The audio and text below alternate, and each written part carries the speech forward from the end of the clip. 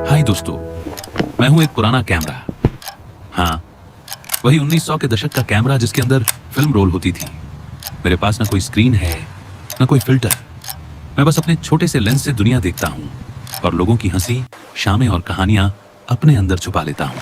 तो चलिए मेरे साथ उस शाम में लौट चलते हैं जहाँ हवा में नमक था, आसमान रंगों से भरा था। शाम ढल रही थी, समंदर बिल्कुल शांत था। पानी पर नाव धीरे धीरे झूल रही थी। ऊपर आसमान में सीगल्स उड़ रहे थे और आसमान जैसे किसी कलाकार ने नारंगी, गुलाबी और नीले रंगों से हल्की हल्की पेंटिंग बना दी हो। मुझे लगा ये पल खोना नहीं चाहिए। क्लिक, और वह शाम मेरी फिल्म रोल में हमेशा के लिए बस गई। शाम धीरे धीरे हो रही थी। मेरे सामने था गेटवे ऑफ इंडिया। अब मेरे सामने थोड़ी हलचल थी, लेकिन फिर भी माहौल में शांति थी। पर्यटक टहल रहे थे। मेरे लेंस के सामने आया एक प्यारा सा परिवार।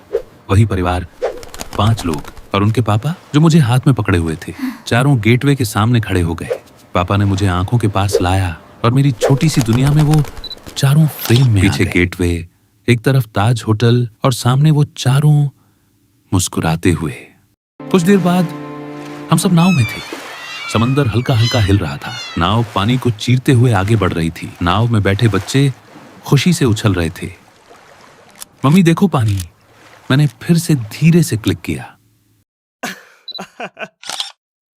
ये वो पल है जिसे लोग सालों बाद भी याद करते हैं। परिवार गेटवे के पास की एक छोटी गली में घूम रहा था। चारों तरफ छोटे होटल और दुकानें, रंग बिरंगे बोर्ड, पीली रोशनी और दूर पीछे दिखता हुआ गेटवे। गली में हल्की हल्की खुशबू थी। तभी मैंने देखा एक छोटी लड़की गुलाबी फ्रॉक में एक छोटे होटल के दरवाजे से अंदर झांक रही थी। उसकी आंखें चमक रही थीं, जैसे वो किसी खजाने को देख रही हो। वो पल बहुत मासूम था। मैंने उसे भी अपने अंदर सहेज लिया। परिवार अब उस छोटी सी गली के एक पुराने होटल के अंदर आ गया था। अंदर का माहौल बहुत साधारण लेकिन बेहद सुकून भरा था। लकड़ी की पुरानी मेजें और कुर्सियां करीने से लगी थीं। दीवारों पर हल्की पीली रोशनी पड़ रही थी और खिड़कियों से दूर गेटवे ऑफ इंडिया दिखाई दे रहा था। रसोई के काउंटर पर स्टील की प्लेटें सजी हुई थीं और पास ही एक गरम तवा सिजल कर रहा था। गरम मसालों की खुशबू हवा में फैल रही थी। कुछ आवाज सुनी तो दिखा। राजू कुर्सी को इधर उधर कर रहा था और ठीक से बैठने की कोशिश कर रहा था।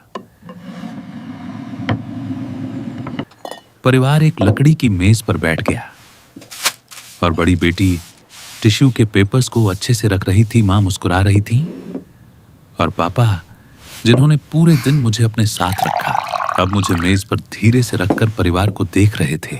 उस पल में कोई जल्दी नहीं थी। बस बाहर समंदर की हवा, अंदर खाने की खुशबू। उस छोटे से होटल की रसोई से अचानक एक सिजल करती आवाज आई। गरम तवे से धीरे धीरे एक करारी सुनहरी डोसा उठाई गई।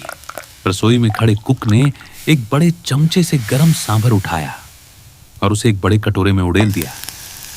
लकड़ी की मेज पर अब गरम डोसा, चटनियां और सांभर एक छोटे से दावत की तरह सजे थे। सबसे छोटा बेटा उत्साह से आगे झुक गया। मां ने प्यार से डोसा का एक टुकड़ा तोड़ा और मुस्कुराते हुए बेटे की तरफ बढ़ा दिया।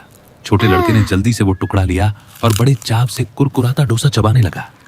उसकी आंखें चमक रही थीं, जैसे उसे दुनिया का सबसे स्वादिष्ट खाना मिल गया हो। बड़ी बहनें हंस रही थीं। एक परिवार साथ बैठकर खाना खा रहा था, हंस रहा था और यादें बना रहा था। मैंने उस पल को देखा और समझ गया, कुछ तस्वीरों में सिर्फ लोग नहीं होते, उनमें घर होता है।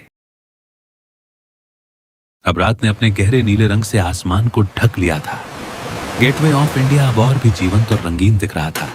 लोग धीरे धीरे सड़क पर टहल रहे थे। कबूतर अब भी उड़ रहे थे और चारों तरफ छोटे छोटे स्ट्रीट फूड विक्रेता थे। लोग खा रहे थे, हंस रहे थे, लेकिन फिर भी कोई जल्दी नहीं थी। मेरे लेंस ने देखा, वही प्यारा सा परिवार धीरे धीरे सड़क पार कर रहा था। गेटवे ऑफ इंडिया पीछे रह गया था, लेकिन वो सभी यादें, नाव की हल्की लहरें, बच्चों की हंसी, डोसा की खुशबू अब उनके दिल में हमेशा के लिए बस गई थीं।